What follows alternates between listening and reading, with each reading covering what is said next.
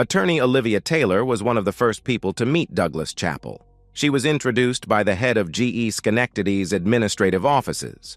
At first sight of the tall, very handsome executive, Olivia had a personal attraction that took all her professional poise to suppress. She would have to work with him after all, and she was not the kind of woman who gushed over a man or openly flirted. Douglas Chappell was the new chief of the real estate tax division of GE Schenectady. Oliva was a senior associate attorney in the corporate counsel's office. The Real Property Group was a separate but associated office at GE Schenectady. Doug wasn't Oliva's boss, and he wasn't exactly above her in the corporate strata. However, he was a rising star, and one clearly destined for great advancement. He was also amazingly handsome and possessed that unique set of personal attributes defined as charisma. His arrival sent a shockwave through the female staff of GE Schenectady, from the women in the production plants to those in the executive suites. The legal division was mostly female-staffed. At both the clerical and professional levels, it was particularly affected. At first, Olivia paid the whispering and speculations among her female co-workers only scant attention. It wasn't that she was unaffected, but she simply refused to let herself go down that kind of path. As the rumors of Doug's bedroom skills and his extraordinary endowment grew, she became more interested, notwithstanding her resolve.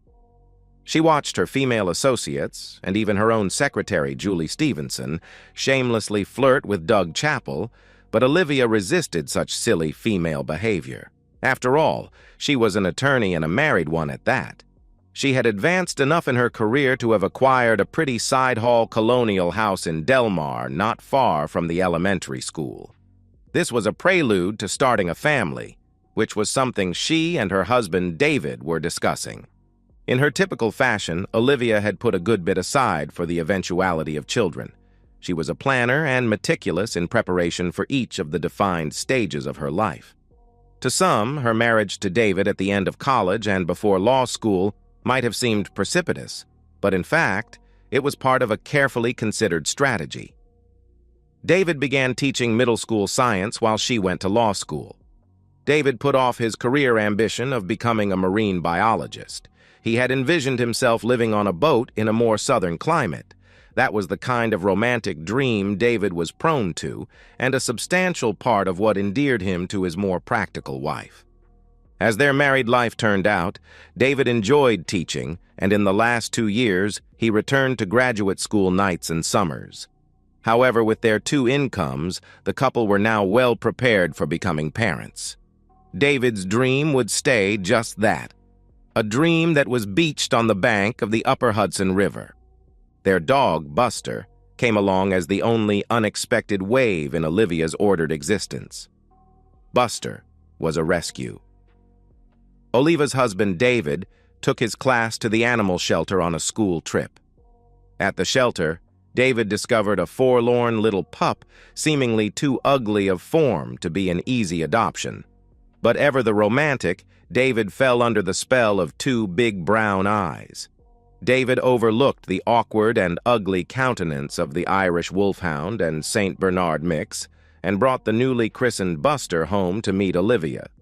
She at first sight had had her doubts about this addition to their diminutive household, but it seemed a small compensation for the loss of a big dream. The puppy grew into a monstrously large, ugly dog that scared visitors, but only for a moment. Buster was an affectionate giant whose only threat was that he might lick you to death. Olivia had found herself loving the great beast almost as much as she loved her husband. They were 2 big, lovable creatures who looked odd and fierce, but were loving and beautiful within. Olivia had a house, a dog, and a happy, contented marriage with the promise of children to come. Or at least she did until Doug Chappell began his move on her. She was exactly his type, a pretty girl maturing into a more beautiful woman. She hadn't yet lost the shyness and trepidation of her youth, and still had that visage of innocence so appealing in a young bride. But most of all, she was holding herself away from him. To a man who enjoyed easy success with women, The ones he had to work for were always more desirable. Entering Olivia's office one afternoon, Doug said, "We need to do something about these triple-net leases in the town of Colony." He moved around Olivia's desk until he was standing all but touching her. He had one arm over the back of her desk chair, and the other pointing to the spreadsheet he had laid out on her desktop. GE Real Property Division had a substantial history of success fighting real property taxes. However, the town of Colony was a formidable opponent. The town had significant commercial expansion dating back to the 1960s and had developed a vigorous defense of its assessments. "What do you propose?" Olivia queried Doug. She had turned in her chair as she said this, and it put her virtually between his arms. She was close enough to feel the heat of his body, and she felt his almost magnetic pull. "I thought since, under the leases, we have the rights of the owners assigned to us that we file in rem, proceeding on the property assessments." "All of them?" Olivia asked. He looked her straight in the eyes as he responded, "Yes, all of them. I never like leaving anything unfinished." She could feel that he was talking about more than the leases, and it set off an excitement within her that was exhilarating and frightening at the same time. "That's a big undertaking. You will find there is a strong defense." "I find that a robust offense can always overcome the defense." Oliva began working on the tax cases with Doug. He hired independent appraisers and did the initial tax protests, and Oliva began to prepare the in rem petitions. In rem was Latin for "in the thing," which in these cases was the real property. There is no action against a defendant, only a request that the court review the assessment. The town stood by its assessments, which were nearly all the standard 150% of value instead of the actual value the law required. Still, Oliva was required to do a lot of work preparing these cases for trial. Doug kept the work under his personal supervision, and that required him to have a lot of contact with Olivia. He wasn't kidding about putting forward a significant offense both in the tax cases and against Olivia's resistance to his advances. She fought hard, even though she wanted nothing more than to capitulate at his first advance. She was a normal woman with all the desires a woman can have, but adding to her problem was her own inexperience. Olivia had known no man except her husband. He was her first, as she was his. In her plans, they would remain faithful to each other until death did them apart, but she couldn't help wondering what another man would be like. She had no doubt that Doug was extraordinary in bed. There were several women in her own office who had allegedly warmed his sheets, including Olivia's secretary, Julie, who had a 2-month affair with Doug. Julie actually bragged about her experiences with Doug and ended the liaison only when her husband became suspicious. Julie's husband was not the type to tolerate or understand. Olivia wasn't Julie, and although Olivia's husband David was not the jealous type, his trust and unconditional love made it more difficult for Olivia to betray him. She was no cheater.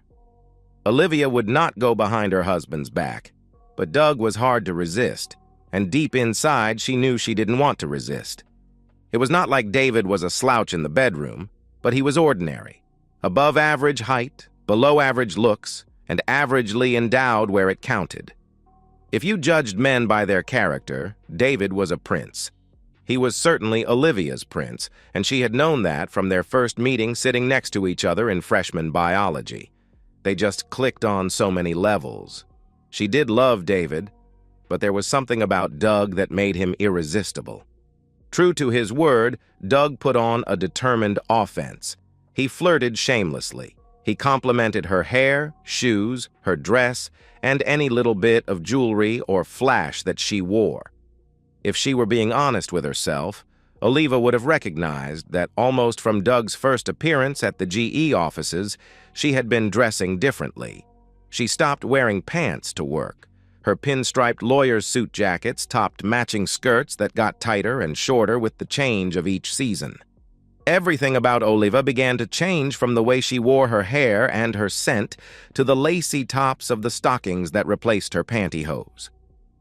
On the outside, Olivia, the tight-laced lawyer, resisted, but the sensual woman within was pushing to get out. Doug Chappell knew how to cut a woman's laces. He suggested a working lunch, but off campus where they could work without being disturbed. A drink after work came soon after the lunch. "Just one," he said. "You've earned it." A drink would lead to a late return home. At first, David was waiting with Buster, but as summer passed into fall, David was often gone. Working on his boat, he said. The first summer teaching, he had acquired a little sunfish and learned to sail on Lake George. Eventually, David went to work summers at the Albany Yacht Club, earning little more than minimum wage. Oliva figured it kept some portion of his dreams alive. It added to the funds they were setting aside to start a family, a kind of baby fund. Oliva couldn't object that David was gone when she was so often late, but Buster was always there to greet her with a quizzical look. Or was it an accusatory look? If Buster knew her inner conflict and how dangerously she was walking toward the edge, he couldn't say. If David suspected, he was pretending not to notice. Things were clearly building towards a crescendo when the long New York winter set in with an October ice storm. David had been having what he would describe as an off day. It wasn't that he hated teaching. In fact, he enjoyed the challenge. It is a far more difficult profession than people realize.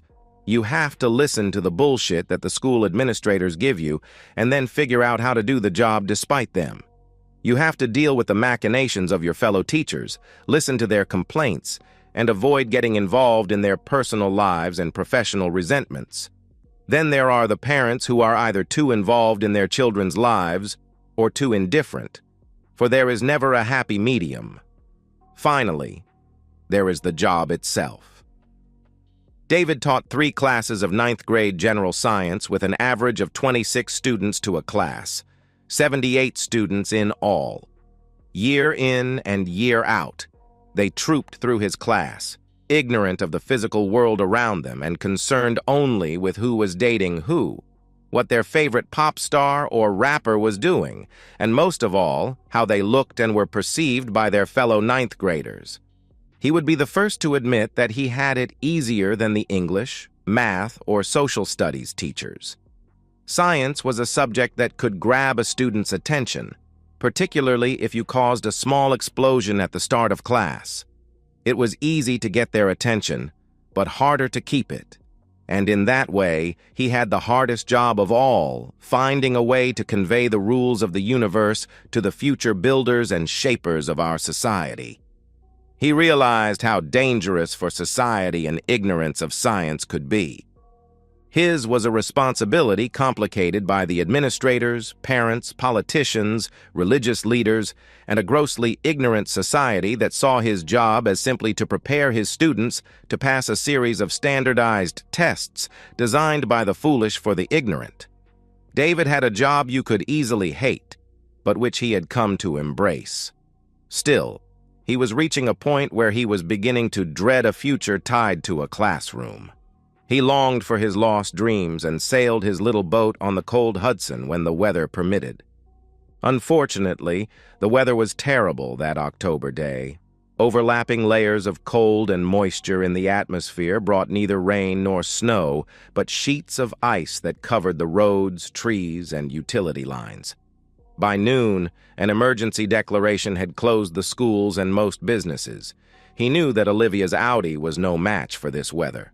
So he drove his old diesel Ford pickup over to get his wife. Her Audi could sit in the company lot overnight, and he would drive her safely home and back to work the following day. David arrived at the GE campus in Schenectady at mid-afternoon. He was expecting that he would need to drag Oliva out of her office early. He found most of the GE lots already empty, and he was surprised to see Olivia walking from her building. However, she wasn't alone. There was a tall fellow walking beside her, holding an umbrella in one hand, while his other arm was clearly around Olivia's waist. The way they were moving together spoke of familiarity and a relationship that was more than 2 co-workers sharing an umbrella. There are times when you observe a student struggling in a course. They are doing the work, but the point of the lesson is eluding them. 1 minute, they are struggling in the dark, and then their eyes light up, and they have it. Maybe it was something the teacher demonstrated or said, but more often, the insight is just there. A moment when all the disparate threads come together and understanding follows. David had such a moment, but he wasn't the teacher. His wife, Oliva, was. As she crossed a bit of icy pavement, Olivia leaned into the strange man she was walking with, putting her head to his chest and her arm firmly around him. It might have been the prudent act of a woman trying to avoid a fall, but her actions were far too comfortable. There was no hesitation. She was a married woman clinging to a man who was not her husband, but she showed no awkwardness or unease. At that moment, David knew the meaning of all the little signs that he had seen, but not recognized until that instant. The way she had been dressing for work, the vague, distracted manner she had been displaying at home for months, and her being seriously and consistently late in getting home. It should have been obvious before, but he had been unsuspecting. He had been naive and blinded by love.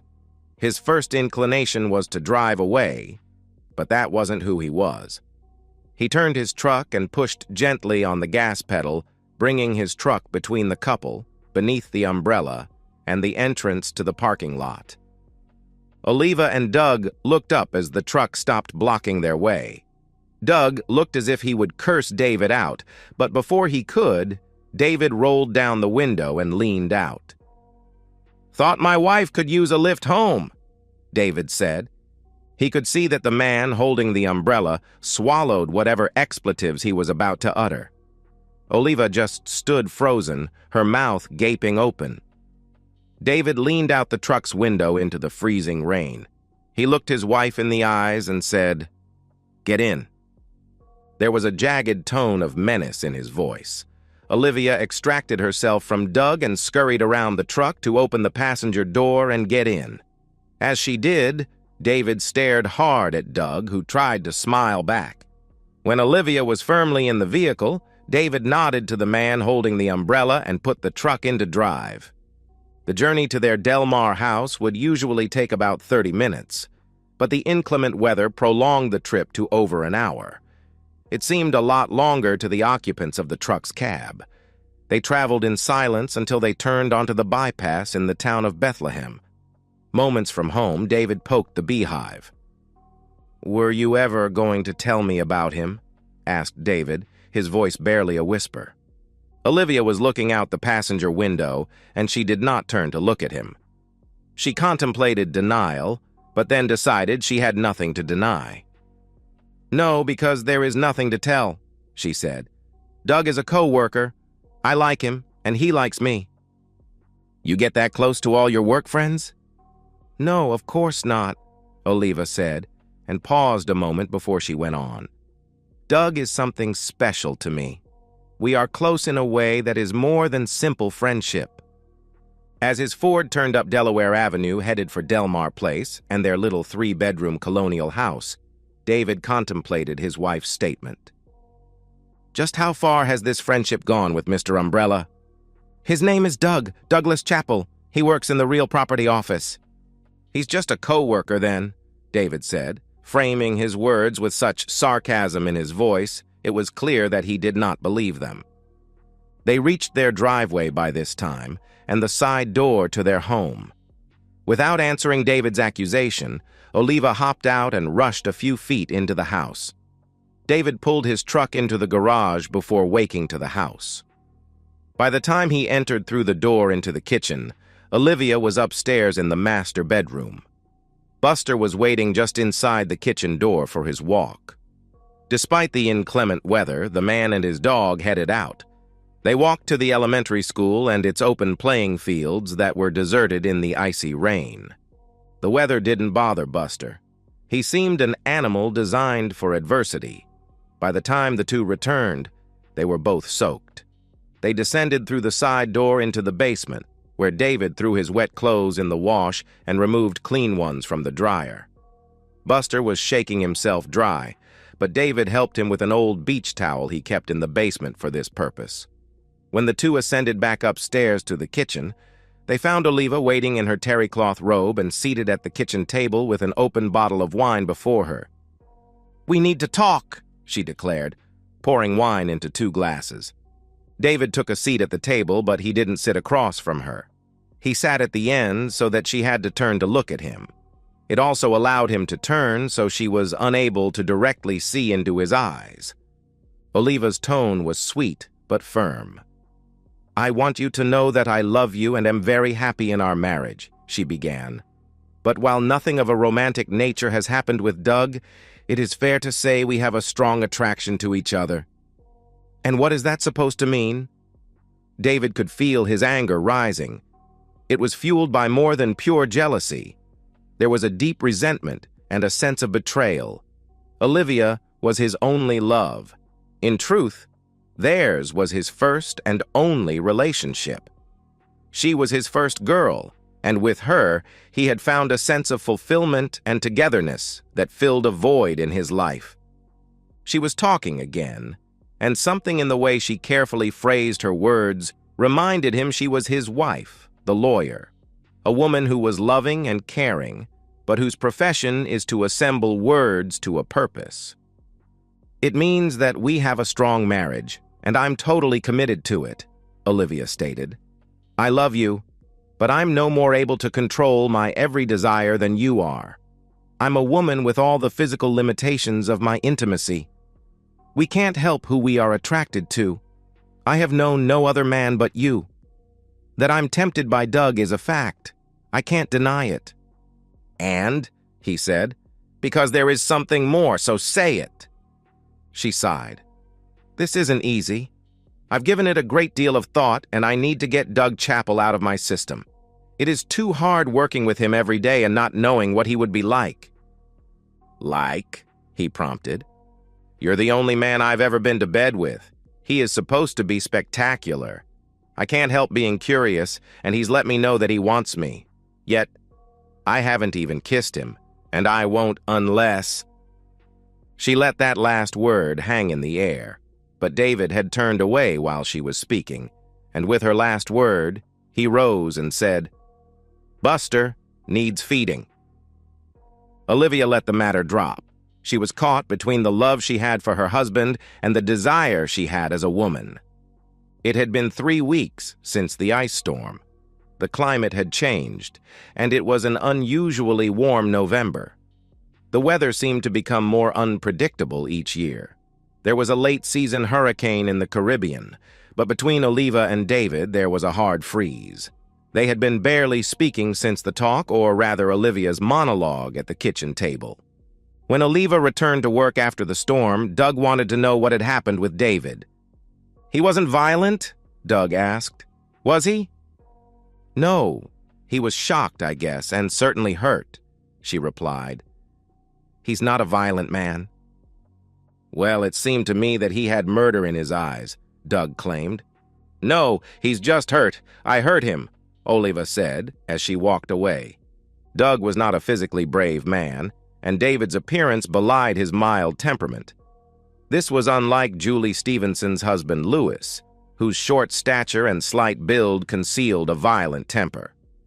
Thanksgiving came and went, and soon Christmas was upon them and the office holiday party. It was a small affair, just the one building and devoid of alcoholic stimulation. Still, everyone made an appearance, even if brief. By that December, Doug had already had his way with the majority of the more attractive females at GE Schenectady.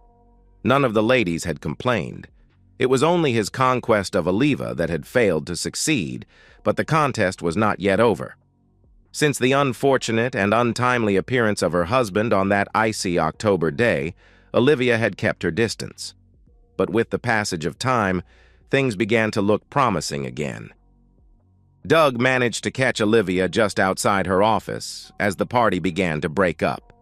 The next thing she knew, they were in her office with the door closed and making out. "I can't," she said, pulling away. "Why? You said your husband wouldn't give us trouble." "It's still cheating. I owe David better than that." "And what do you owe yourself?" he said. "You know what you want."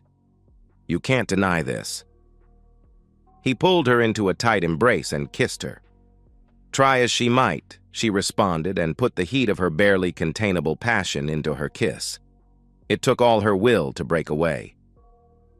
"I'm sorry," she sobbed. "And we're just about out of time," a frustrated Doug said. "What?" she asked. "I'm being promoted to the New York City headquarters. I'll be leaving at the end of January." "They haven't announced that yet," she replied. "It won't be official until the first of the year, but they told me to get ready to move." With that, he kissed her again, but Olivia continued to refuse him. On her way home, Olivia thought over her situation. She wanted Doug, but not forever. His leaving was a good thing, but it felt as if she were about to miss something that would not come her way again. She loved her husband, David, and wanted a home and family with him. However, suddenly motherhood felt like a trap that was closing in on her before she had an opportunity to experience life. Doug had asked what she owed herself. Didn't she owe herself some experiences before she grew old? Was she missing the chance to be with someone like Doug Chappell? If he were leaving, she would miss her opportunity, and she knew it would not come again. By the time she pulled into her driveway, she had convinced herself that she needed to be with Doug at least once before he left for the NYC offices, but she wasn't going to cheat. She would have a conversation with David and explain to him that she wanted this one opportunity to experience something different. In a way, Doug's imminent departure would make it easier. It would just be a one-off, and then he would be gone, and she and David could go back to the comfortable life they had. But she would have had this experience. She needed to find the right time to broach the subject with David. She didn't want to come out with it as some kind of fait accompli. It should be a starting point in a discussion where they could reach a mutual understanding to do precisely what she wanted. Of course, she didn't see it exactly that way. Usually they spoke and she got her way. Few marriages grow to be truly equal. In most, one party is dominant. How dominant is the point of friction, but in the case of Olivia and David, she was dominant, and there was little friction between them. David had so far acquiesced entirely on every issue in their marriage. Still, unfortunately, that was why Olivia's current desire was about to spark an earthquake that had been building. She decided that the best time to hit David with the fact of her desires was just after dinner, and before they adjourned to their bedroom for intimacy. Olivia chose the Sunday evening after her office holiday party. She made David's favorite pot roast for dinner. She took care to primp herself up after dinner while David was on the couch, streaming one of his nature shows. About 9 o'clock, she slipped in next to him on the couch. He turned to her as he caught the faint trace of her Chanel perfume. Before he could speak, she placed a kiss on his lips, and then she said, "I want to talk about the problem that's been between us." "Problem?" he asked. "My attraction for Doug Chappell." "This Doug would be Mr. Umbrella?" "Yes, the man in the parking lot," she said. "I'm attracted to him." "What does that mean?" "He wants me," she said and paused. "And I want him." She felt his body tense next to her, and then he pulled away.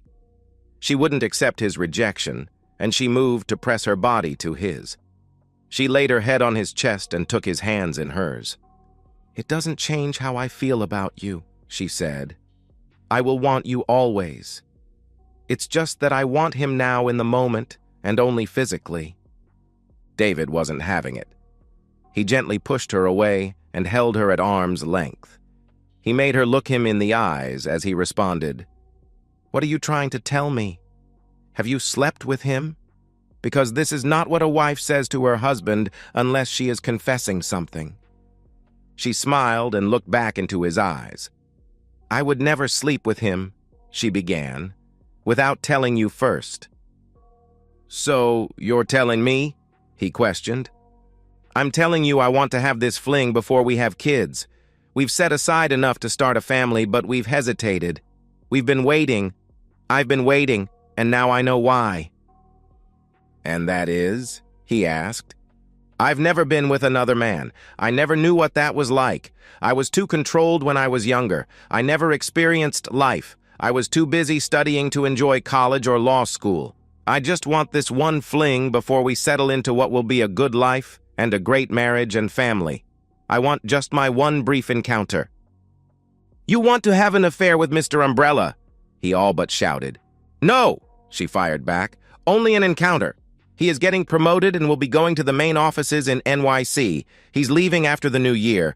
I want only a few days with him right before he leaves. A weekend and nothing more." "And if I say no?" David asked, although he already knew the answer. "I was hoping you would understand that I need this experience." She didn't give David a chance to answer, but kissed him and pressed herself against him. On his side, the lovemaking had a bittersweet quality. Something had been lost. This was the only woman he had ever known, and until moments before, she was the only woman he had ever expected to know intimately. Olivia determined that the matter was settled and told Doug that her first weekend in January would belong to him. Doug's house was on a quiet cul-de-sac in Niskayuna. It was a modest house for the neighborhood, a 3-bedroom split level in a neighborhood that favored 5-bedroom center hall colonials. As agreed, his attached garage was open and waiting. Olivia pulled her Audi in next to Doug's Porsche. He was waiting for her in the living room with an open bottle of wine. For a moment, he was below her in the living area as she descended from the garage entry to the main floor. He got the full effect of the short black dress that clung to her body, setting off the fullness of her breasts and the enticing curve of her hips.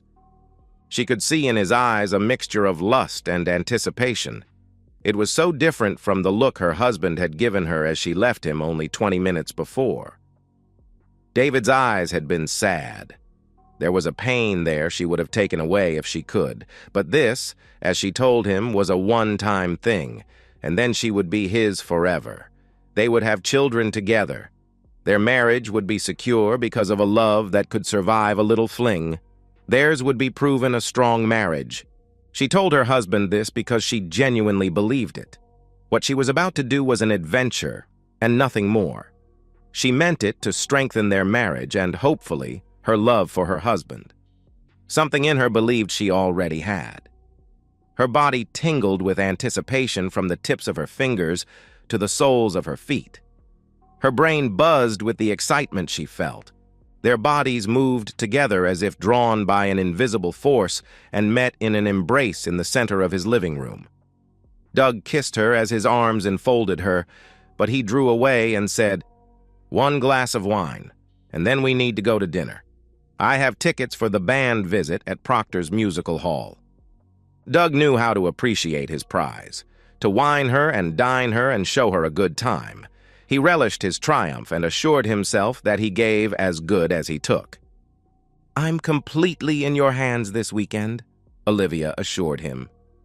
They had dinner in a romantic Italian restaurant in downtown Schenectady and enjoyed the show in the redesigned and reconstructed Vaudeville Theater. They drank very little, but when he brought her back to his home, he opened a bottle of champagne. They drank a toast to their weekend together before heading to the bedroom and getting down to satisfying the attraction that had brought them together. He undressed her as if he were unwrapping a priceless piece of art, and he told her how beautiful she was as he did so. She realized that he was savoring her body. He appreciated her in a way that she had never experienced before. She felt as beautiful as he said she was, here with this most handsome of men.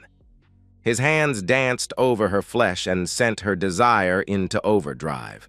She pushed the shirt from his chest and exposed the dark blonde hair that covered his chest. It was so different from the nearly bare chest of her husband. But she quickly pushed the thought of David from her mind. Later, she could think of him. This moment was for her and her lover. And then he came, gushing his into her. Only then did she remember they had taken no extra precautions. She was still on the pill, but wasn't sure whether she was happy about that or not. It had been the most perfect intimacy of her life, but it was far from over. They had the weekend together. 2 more blissful days. Sunday came too soon. They had spent most of the weekend in bed. The intimacy had been great, and he was, on top of everything else, inventive. She had been taken, she thought, every way humanly possible. It had been great fun, but she was ready to go home and make things up with David. They ordered Chinese takeout late Sunday afternoon, and after they ate, had one last bout of intimacy before she showered, packed, and changed back into the short black dress that she had worn the previous Friday evening. She slipped out the same way she had come in, through his garage, into her car and out through the open garage door, thereby concealed from any nosy neighbors. No one would say she spent the weekend with Douglas. The most she could be accused of was being out with him in public on a Friday night. Soon, he would be off to advancement in New York, and she would be working on having a baby with her husband. She was very content with her life. 20 minutes later, Olivia pulled her Audi into her driveway. The house was oddly dark. The porch lights were out, and she didn't see David's truck. She assumed David had moved his truck into the garage. Opening the side door, she looked for Buster to greet her return, but he was not at the door. She called out, "I'm home!" She expected Buster to come running, but no dog appeared. She entered the kitchen and then the living room. Both were empty. She called out again, "David, I'm home." There was no answer, only silence. They must have gone for a late walk, she told herself. David must be in a down mood. He always walks Buster late when he's feeling low. She went to the refrigerator for ice, and then she poured herself a glass of scotch. She checked the bottle to see if David had been drinking, but it was nearly full. She sat down on the living room sofa, pulled her legs up, and settled into the comfortable corner. She was very tired, but she knew she needed to wait for David's return to show him that nothing had changed, except perhaps that her love for him would be greater. From here forward, he would be treated like the prince of the man that he is. Despite her best intentions, Oliva fell asleep. She woke to the ringing of the front doorbell. The front hall is right off the living room, and the front doorbell can be loud. Oliva was surprised to see that daylight was pouring through the front windows. She must have fallen asleep. As she reached the front door, her mind told her something was wrong. It was Buster. He wasn't jumping up and down by the door. "Where is Buster?" her sleepy mind thought. Opening the door, she found a tallish woman whose hair was tightly pulled back. She wore a cheap dark pantsuit. "Olivia Taylor?" the woman asked. "Yes. May I help you?" Olivia replied. "Mrs. David Taylor?" the woman asked. "Yes, what is this about?" "I'm Detective Sylvia Marks," the woman announced, flashing a gold badge. "May I come in? I need to ask you some questions." Olivia instinctively stepped back to allow the detective to enter, but then it hit her. "Oh no!" Olivia exclaimed. "Did something happen to David?" Detective Marks proceeded into the living room where she turned and gave Olivia a head-to-toe look-over. Olivia was still wearing the clothes she had returned home in the previous evening, the short black dress she had worn to dinner with Doug. Olivia realized how inappropriate her dress was for the early morning and felt exposed and embarrassed. "Not that I'm aware of," the detective replied. "I'm here about Douglas Chappell." "Doug, I mean Mr. Chappell. What about him?" Olivia felt very exposed and confused, which apparently was what the detective desired. "He was attacked last night as he put his trash out in front of his home," the detective began as she pulled a small notepad from her pocket. "He claims to have been jumped by a man wearing a ski mask and wielding a small club." "Oh my God! You're here because you suspect David." "Actually, no," Detective Marks said with a bit of a smile that she could not suppress. The corners of her mouth turned up as she said, "David Taylor has been eliminated as a suspect, although I will admit in the circumstances he was our first thought, particularly since Mr. Chappell was so quick to tell us he had spent the weekend with you." Detective Marks's smile had turned into a bit of a smirk. Olivia felt sick and went to sit down on the couch, but ended up all but collapsing into it. Detective Marks followed suit and sat down on the edge of a wingback chair facing Olivia. "You said my husband was not a suspect?" Olivia asked, her voice trembling a bit. "No.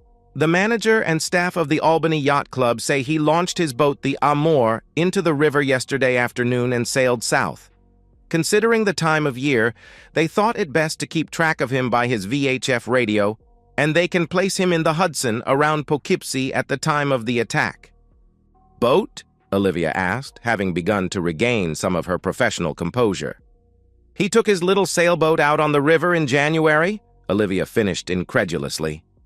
Detective Marks referred to her notebook.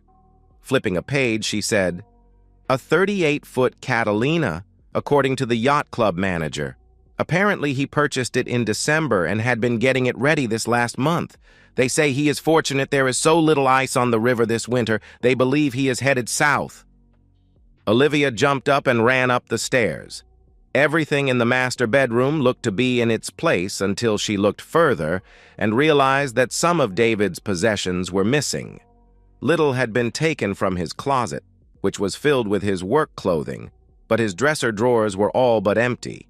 However, it was on her dresser that she found his note, or rather a greeting card nicely sealed in an envelope. The card's outside face read, "How can I tell you how sorry I am?"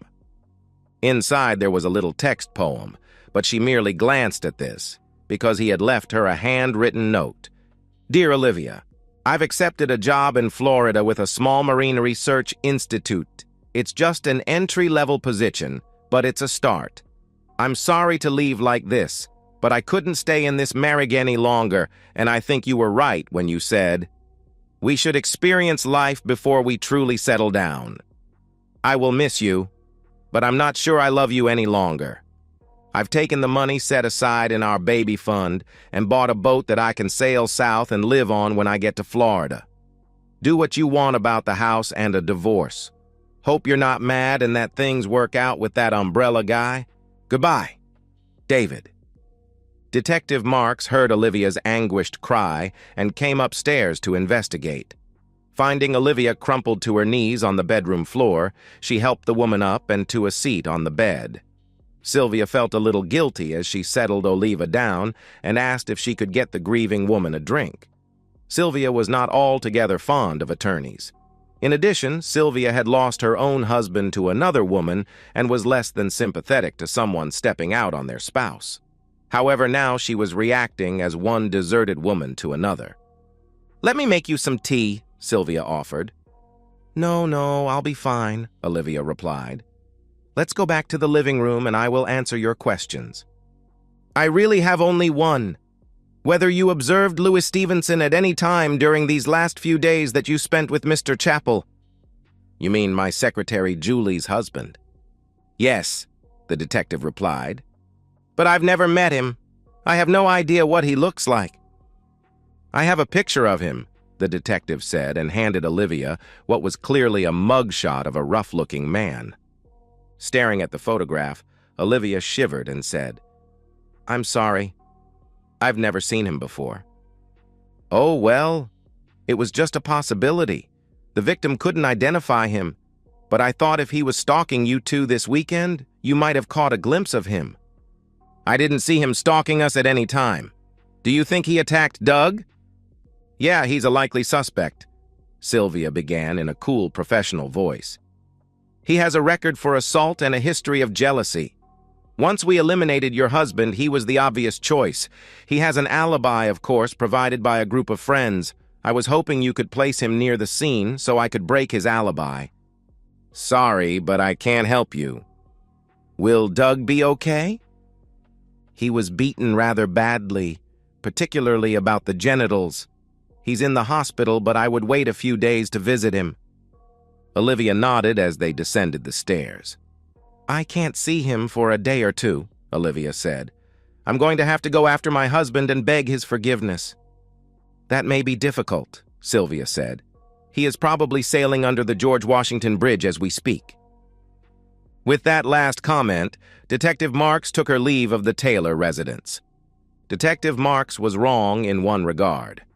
By the time she left his former home, David Taylor and his dog Buster, aboard the 38-foot yacht Amor, had passed the Statue of Liberty and exited New York Harbor.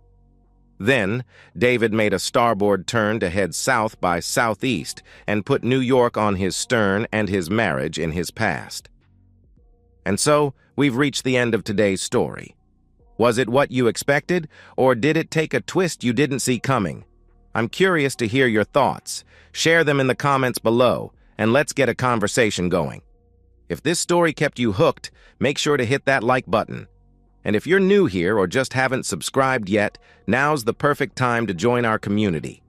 I bring you fresh, captivating stories every day, so click that subscribe button and turn on notifications so you never miss out. Thanks for watching, and I'll see you in the next one.